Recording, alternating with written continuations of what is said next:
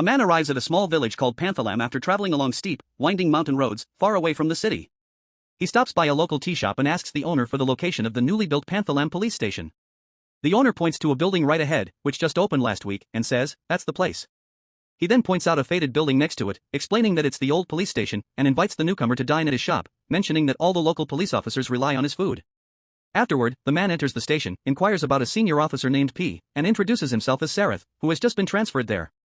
He is then led into a room where another officer is sitting. The officer explains that the man sitting there is named Vijay Salgaonkar and that what he did is still absolutely unbelievable. Vijay runs a cable network business called Mia, and along with his assistant, they handle television and satellite dish repairs for the village or small town. Since Vijay always studies movies from a unique perspective, his assistant, Jose, often teases him, saying he should become a film director. One day, while sitting at Uncle Martin's shop, Vijay notices a married couple looking deeply distressed. Out of curiosity, he asks what's wrong, and they explain that their only son took a loan from a company. Because he couldn't pay the very last monthly installment, he was thrown into jail. Now, they are waiting for Officer Gaitonde. The loan company's employee happens to be a relative of Officer Gaitonde, who used his power to wrongfully arrest the boy. They were even threatened that if they reported this to anyone else, their son would be killed. Since everyone is terrified of Gaitonde and leaves him to do as he pleases, no one dares to take action. However, Vijay recalls something from the legal shows he used to watch. He advises them that to escape such an unlawful arrest, they need to get a writ of habeas corpus from the court. Under this order, the court will mandatory summon the boy, and neither Gaitonde nor any other police officer will have the right to detain him by force. Vijay even offers them the phone number of an acquaintance who can help with this. Just then, Gaitonde is seen approaching, so Vijay tells the elderly couple to slip out through the back door. He lies to the officer, saying no one had come to the shop. After grabbing a free snack, Gaitonde leaves.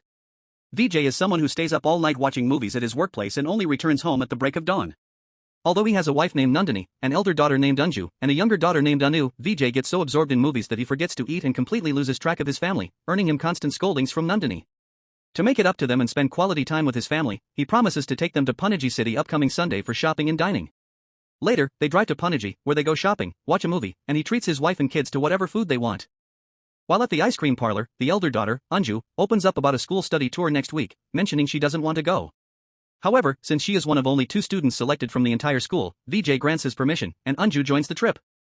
Among the students is a boy named Sam, who is constantly recording videos of the girls and keeping a close eye on Anju.